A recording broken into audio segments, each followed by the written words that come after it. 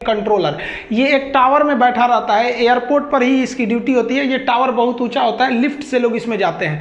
ये टावर के ऊपर देखेंगे तो यहाँ रडार लगा दिया जाता है, जिससे कि वो दूसरे जहाज़ों का पता लगा लेता है। कभी कभी रडार एटीसी के अलग किसी दूसरे बेस पर भी बना दिए जाते हैं, बट वो एयरपोर्ट के ही एरिया में रहते हैं। अब ये एटीसी को देखेंगे तो 2 लेयर में इसकी एटीसी की केबिन होती है। नीचे वाला जो लेयर होता है वो उसमें वो लोग बैठते हैं जो उनको ड्यूटी के लिए ऊपर जा रहे होते हैं। जैसे मान लीजिए जो मेन ड्यूटी कमांड कर रहे हैं लोग, वो लोग ऊपर वाले एटीसी टावर में बैठे हुए हैं लोग। अब मान लीजिए किसी की ड्यूटी 10 बजे खत्म होनी है, तो दूसरा शिफ्ट वाला 10 बजे थोड़ी आएगा, उसको 9 बजे से बुला लिया जाएगा, थोड़ा पहले बुला लिया जाता है। इसलिए वो नीचे बैठ के वेट कर रहा होता है, टाइम से ही वहां पे जाता है। नहीं तो पता चला वो सब कंट्रोल कर रहे हैं, सब वही में जाके बतियाएगा, मिश्रा जी खैनिया कहाँ है, लड़ा देगा ससुरा इधर उधर, इसलिए उसको नीचे वाले में बैठा के रखते हैं। एटीसी टावर जो होता है उसकी डिजाइनिंग ऐसे की जाती है कि वो 360 डिग्री देख सके, चारों ओर शीशा लगा दिया जाता है और इससे पूरा एयरपोर्ट दिखाई देता है कि कौन सा रनवे खाली है, कौन सा टैक्सीवे है या नहीं।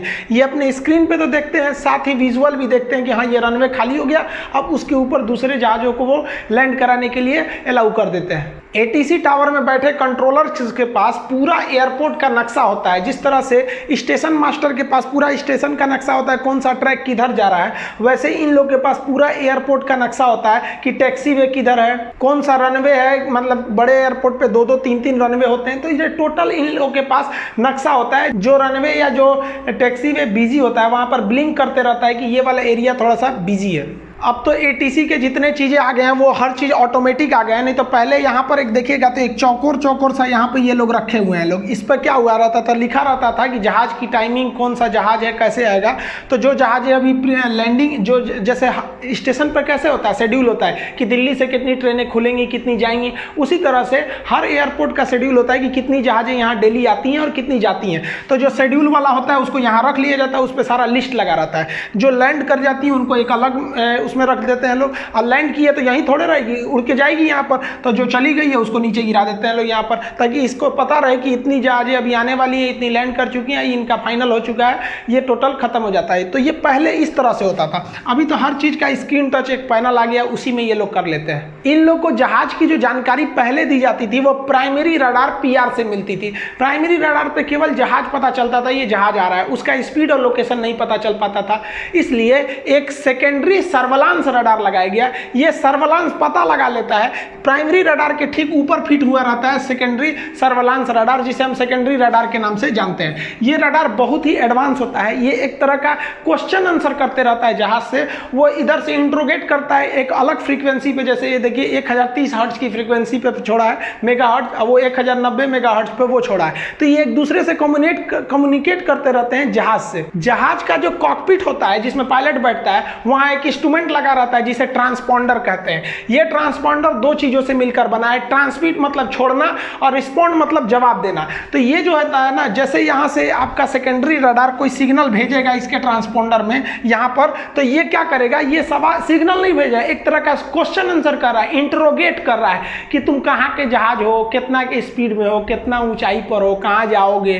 तो इस सूरा क्या होता है, ये जो मशीन होता है इसमें फिट होता है कि कितनी ऊंचाई पे जहाज उड़ रहा है। ये तो कॉकपिट में ही बैठा रहता है, ये वाली मशीन तो कॉकपिट में ही रहती है। तो कॉकपिट में तो हर चीज का रिकॉर्ड रहता है, कितनी हाइट पर है, कितने स्पीड में जा रहा है, इस जहाज का कोड क्या है, कौन से साइज का जहाज है। मान लीजिए सेस्ना जहाज रहेगा तो छोटा सा होता है, 20 आदमी के बैठने वाला, तो उसको कोनो रनवे पे उतार दीजिए, बड़ छोट से मतलब नहीं है। हैवी जंबो जेट रहेगा तो जहाज की हर एक इंफॉर्मेशन इस ट्रांसपॉन्डर में रहती है। जैसे सेकेंडरी रडार उसको कहता है कौन हो, तो तुरंत उसको भेज देता है। तो इसके लिए एक फायदा ये रहता है कि पूछने की जरूरत नहीं पड़ती है, रडार स्क्रीन पे जो दिखता है वहीं पे सारा इंफॉर्मेशन मिल जाता है। एटीसी टावर में बैठे कंट्रोलर्स के पास आगे एक रडार होता है। उस रडार पे आप देखेंगे तो जो अभी तो मॉडर्न जमाना आ गया तो सेकेंडरी रडार है। इस रडार में 2-3 खासियत। यहाँ पर जो सर्किल दिखेगा इस तरह से, ये सर्किल बताता है कि कितनी दूरी पर है वो जहाज।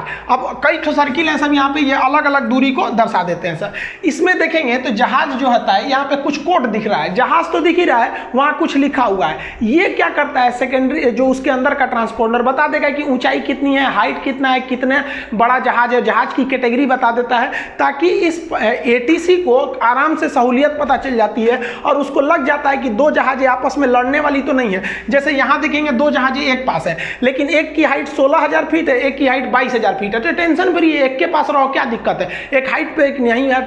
पहले क्या था, दिल्ली एयरपोर्ट पे प्राइमरी रडार नहीं थे, तो कजाकिस्तान एयरलाइंस जो थी वो दुबई से आ रही, अरब से आ रही फ्लाइट के सीधे लड़ गए थे सब, दोनों एक ही साथ लड़ गए थे सब। रीजन क्या था कि जो कजाकिस्तान एयरलाइन की जहाज थी उस ससुरा का ट्रांसपोंडरवा खराब था, उसको बताइए नहीं पा रहा था कि उसकी हाइट कितनी है उसकी एल्टीट्यूड से। तो ये दिल्ली एयरपोर्ट वाला उसको बोला कि भाई तुम 15,000 पे रहो, सऊदी वाले को कहा कि तुम रहो भाई ऊपर 20,000 पे, लेकिन उस वाला का खराब था, ये चल गया, दोनों आ गए से 20 पे। सऊदी वाला तो ठीक से था जो उधर से था, कजाकिस्तान वाला थोड़ा सा गड़बड़ किया, दोनों आके आपस में लड़ गए थे।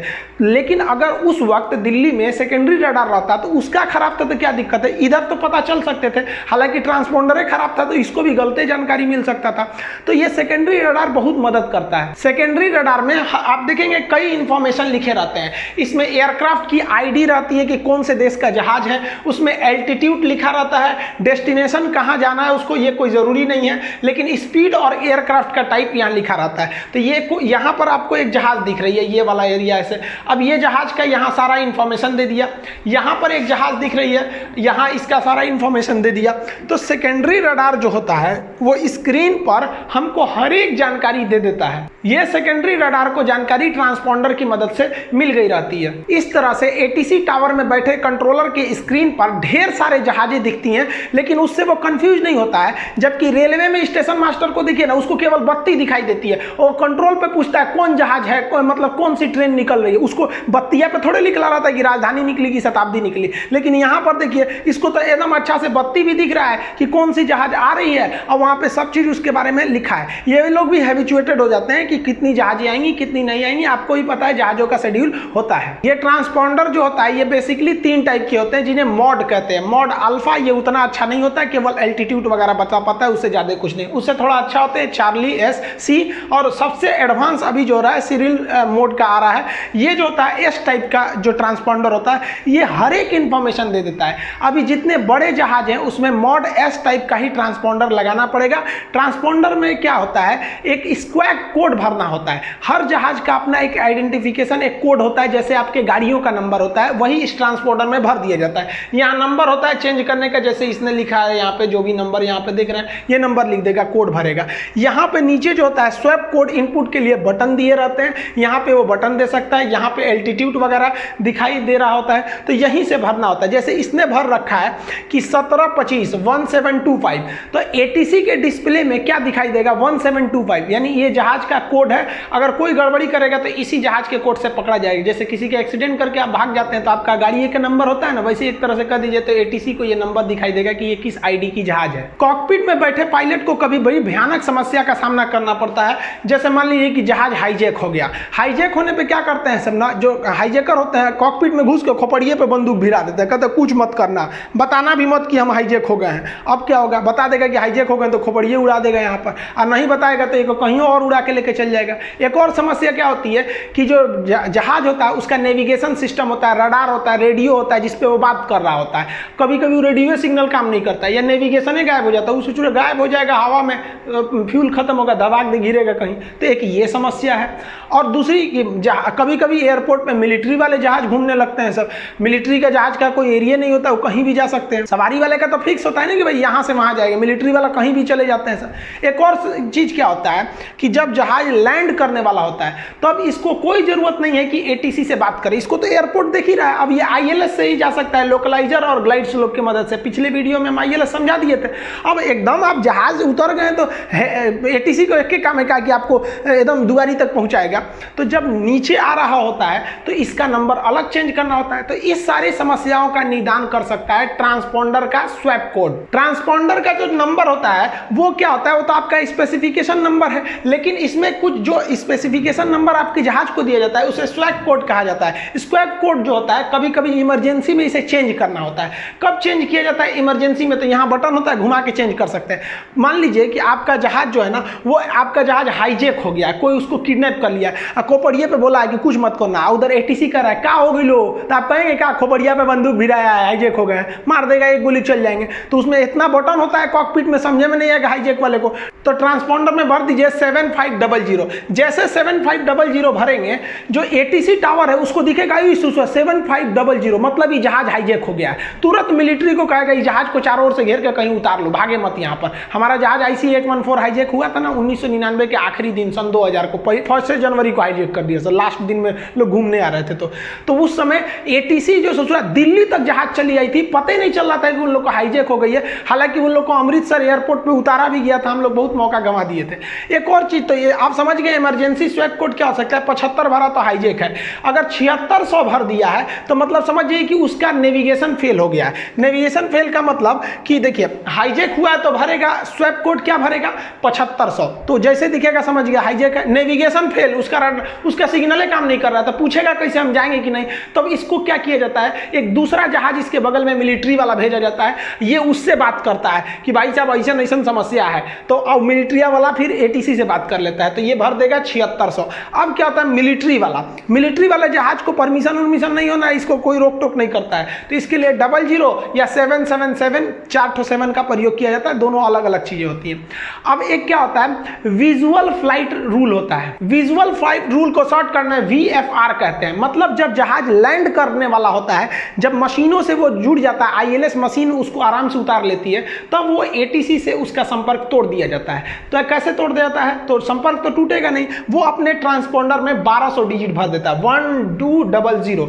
हालांकि इंडिया में कहीं 2000 ये कोड है। जैसे ये कोड भर देगा तो ATC अपने डिस्प्ले में उस जहाज को देख के इग्नोर कर देगा कि भैया अब ये तो उतरने वाला है, अब उतर जाएगा, बाकी का काम ग्राउंड वाले लोग देख सकते हैं। इस तरह आप समझे कि ट्रांसपोंडर मदद तो करता ही है, हम कहाँ हैं, साथ में साथ ये चुप्पे वो सिग्नल भी भेज देता है कि हाईजैक हो गई लो, भुला गई लो, हर चीज भेज देता है। VFR मतलब क्या होता है कि भाई हम नीचे उतर गए, अब आप हमारे ऊपर उतना ध्यान मत दीजिए। अब एक इमरजेंसी कोड होता है 7700। 7700 क्या होता है, ये इमरजेंसी में होता है, मतलब जहाज का इंजन फेल हो गया या फिर जहाज काम नहीं कर रहा, ढहने वाला है, तो उसको कहते हैं। इसके लिए पायलट तो बोल भी सकता है भाई इमरजेंसी में, कोई जरूरी नहीं तो कोड भरे, वो कोड भी भर देता है और बोल भी देता है पैन पैन पैन, मतलब अगर उसका एक इंजन फेल हुआ है तो पैन पैन पैन बोलेगा, और दोनों फेल हो गया तो मेडे मेडे मेडे, मतलब अब हम एकदम कंट्रोल के बाहर है। तो जैसे ये ATC को स्क्रीन पे 7700 दिख गया या फिर मेडे मेडे या पैन पैन सुनाई दिया, सारा एयरपोर्ट को क्लियर कर देगा, कहेगा भाई जहां मन उतर जाओ, कोई दिक्कत नहीं, जहां मन उतर जाओ, सब खाली है तुम्हारे लिए। अब इस बार जो कोझिकोड में दुर्घटना हुई, अब वहां ना पैन पैन बोला गया ना मेडे मेडे बोला गया, ब्लैक बॉक्स में पूरी रिपोर्ट आएगी कि बोला गया था या नहीं बोला गया था। अभी तक तो नहीं पता चल पाया है कि कोझिकोड में क्यों हुआ था, क्योंकि दो बार गो अराउंड होने का मतलब कुछ ना कुछ तो प्रॉब्लम है। आई होप आप समझ गए कि ATC किस तरह स्वैप कोड को देख के बता सकता है कि कौन सी जहाज है, इमरजेंसी है या हाईजैक हो गया है, या VFR मतलब ये अब उतर